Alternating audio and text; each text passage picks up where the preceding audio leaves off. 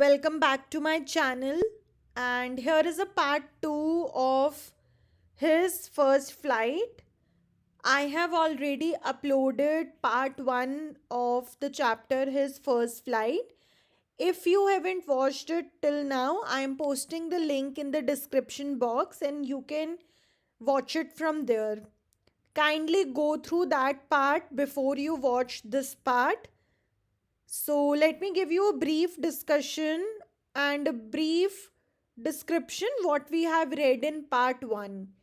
So, basically, part 1 is all about that there is a bird which is seagull, and seagull was all alone on the ledge because उसके भाई जो थे और उसकी जो sister थी वो ऑलरेडी उड़ चुके थे, उसके पेरेंट्स भी उड़ चुके थे.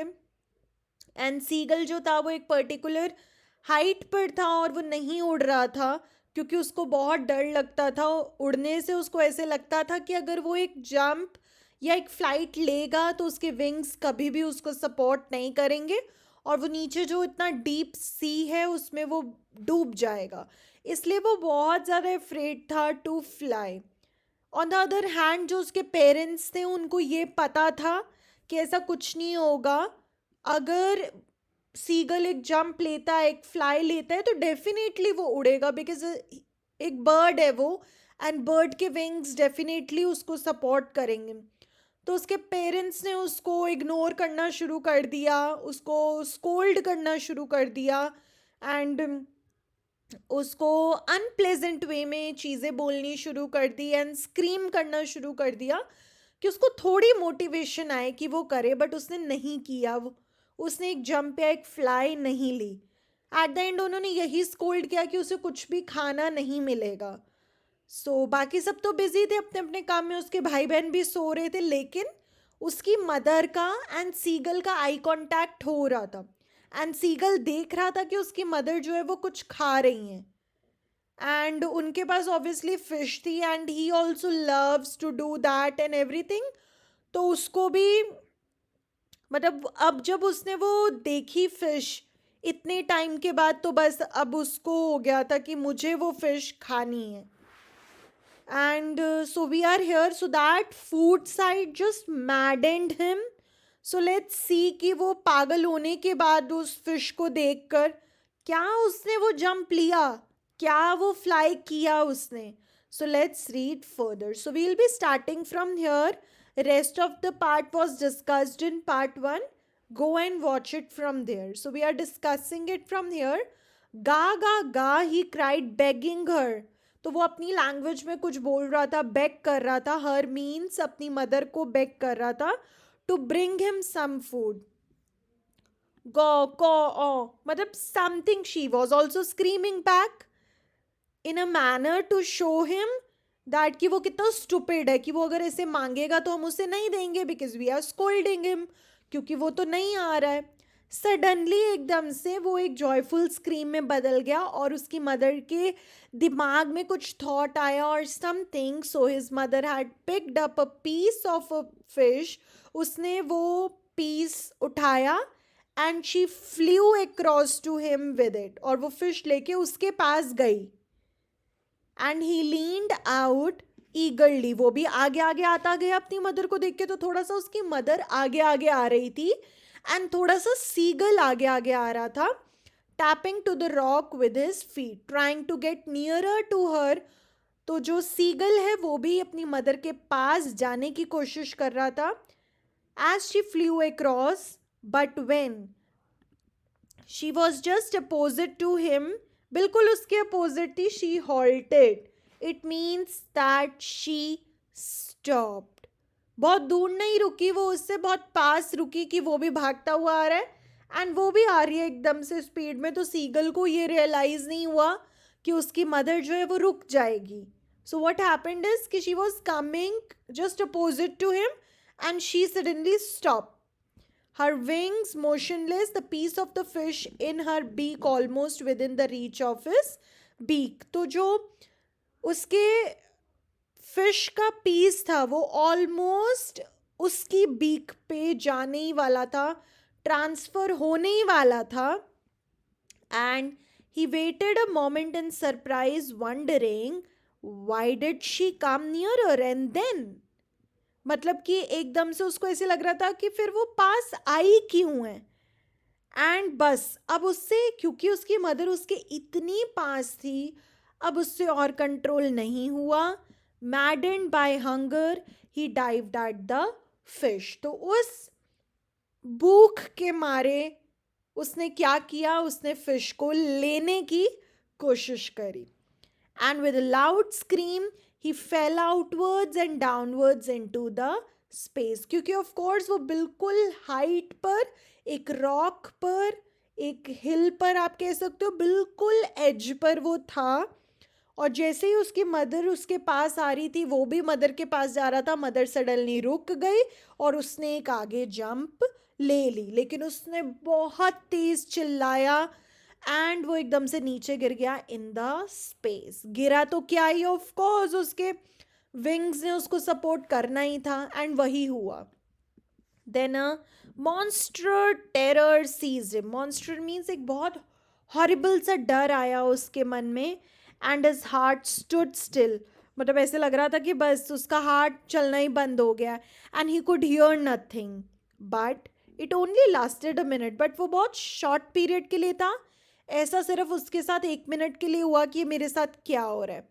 And the next moment he felt his wings spread outwards. And automatically उसके विंग्स जो थे वो थोड़े खुद ही ओपन हो गए. And the wind rushed against his breast, feathers, then under his stomach. तो विंड ने ऑफ कोर्स उसके विंग्स को चलाना शुरू किया, सपोर्ट किया. And against his wings he could feel the tips of his wings cutting through the air. और उसने फील किया कि कैसे उसके विंग्स जो हैं वो एयर को कट करते हुए आगे बढ़ रहे हैं. बिकॉज उनकी एक स्ट्रीमलाइन बॉडी हो जाती है जैसे ही उनके विंग्स ओपन होते हैं व्हेन दे फ्लाई. तो in that streamline position and in that streamlined body, they are able to fly. He was not falling headlong now, he was soaring gradually downwards and outwards. तो ऐसे वो अपने सिर के बल नहीं गिर रहा था, आराम से जैसे नॉर्मली होता है ऐसे सोर फ्लाई कर रहा था वो एयर में. He was no longer afraid. अब उसे डर नहीं लग रहा था. He just felt a bit dizzy, of course because वो रेडी नहीं था उस चीज़ के लिए. तो ऑफ कोर्स वो थोड़ा सा अनकंफर्टेबल ज़रूर हो रहा था उस चीज़ के लिए. Then he flapped his wings once and he soared upwards. उसने दोबारा से अपने विंग्स एकदम फ्लैप करे और वो थोड़ा और ऊपर उड़ गया. Then there was a sound, they were screaming. His mother swooped past him. उसकी मदर भी वहाँ से निकली and her wings making a loud noise because she was happy. And he answered her with another scream. उसने भी अपनी वे में अपनी मदर को आंसर किया. And then his father flew over him screaming. Screaming यहाँ पे मतलब जो है वो सिर्फ चिल्लाना नहीं है. Screaming here means to show their happiness, to show their anger. तो हर चीज़ के लिए यहाँ पे जो है वो एक स्क्रीमिंग वर्ड यूज़ किया गया है. तो सिमिलरली उसके डैड ने, उसके फादर ने भी एक स्क्रीम शो किया that he is also happy. And he saw his two brothers and sister flying around him, curveting, banking and soaring and diving. तो उसने देखा कि कैसे उसके जो भाई हैं और बहन हैं वो भी उसको जो है बहुत ज़्यादा एक लव शो कर रहे हैं, एक जेस्टर शो कर रहे हैं उसके आसपास घूमकर. फ्लाई हाई, एक हाई फ्लाई ले रहे हैं, एक डाइव कर रहे हैं. And then he completely forgot that he had not always been able to fly. और उस टाइम पे when he was also feeling the love of everybody in the family, and उसको ये realize हुआ कि जो मेरे parents मुझे ऐसे मेरे साथ वो behave कर रहे थे, it was just because of me and मेरे लिए ही वो कर रहे थे. तो सडनली वो सब कुछ भूल गया, completely forgot everything. और उसको ये भी रियलाइज नहीं हुआ कि ये करने से तो मैं डरता था. And commended himself to dive, soar, curve, shrieking shrilly. तो उसने भी अच्छे से डाइव किया. सोर मीन्स हाई फ्लाईली, curve, shrieking, shrilly, pitch way में अच्छे से उसने सब किया. And now he was near the sea, flying straight over it. बस सी से जा रहा था, सी के ऊपर से स्ट्रेट जा रहा था, facing straight out over the ocean. Ocean के ऊपर से वो जा रहा था. He saw a vast green sea beneath him. उसको ग्रीन सी दिख रहा था with little ridges moving over it. And he turned his beak sideways and cawed amusedly. और उसको थोड़े माउंटेन्स भी शो हो रहे थे when he was moving. His parents and his brothers and sisters had landed on the green flooring ahead him. तो जहाँ पे उसने लैंड किया, उसके पेरेंट्स ने, ब्रदर्स, सिस्टर, उसकी फैमिली ने भी वहीं पे लैंड किया. To they were beckoning to him, means they were showing him a gesture that we are happy what you did. And he dropped his legs to stand on the green sea. His legs sank into it. वो थोड़ा सा डूब गया था सी में. And he screamed with fright. अब थोड़ा थोड़ा तो of course अगर जो चीज़ वो पहली बार कर रहा था तो थोड़ा सा तो डर of course होगा ही. And वही हुआ. He screamed with fright and attempted to rise again. He was flapping his wings क्योंकि उसे समझ आ गया था अब कि मुझे अपने wings flap करने हैं. And वही wings उसको हमेशा support करेंगे. But actually he was also tired and weak with hunger, and he could not rise. Exhausted by the strange exercise he did, his feet sank into the green sea and then his belly touched it.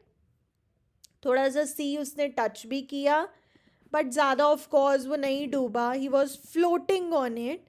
And around him उसकी family थी which was screaming, praising him. और वो सब उसको कुछ food offer कर रहे थे. Why? Because he had made his first flight. तो seagull has made his first flight. And you know what, यहाँ पे उसने क्या किया, उसने अपना फियर ख़त्म किया.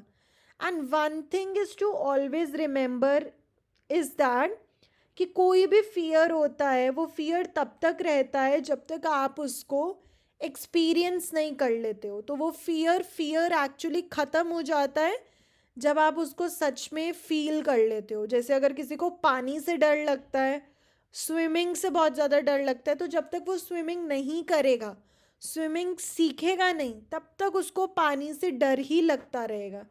सिमिलरली हेयर सीगल को उड़ने से डर तब तक लग रहा था जब तक उसने एक फ्लाइट ले नहीं ली.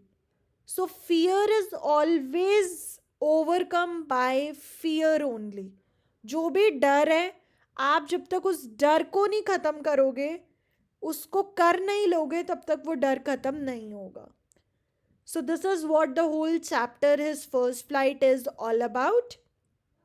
This is the part 2. Go watch part 1 also. If you have any doubts, you can put it in the comment section. Thanks for watching.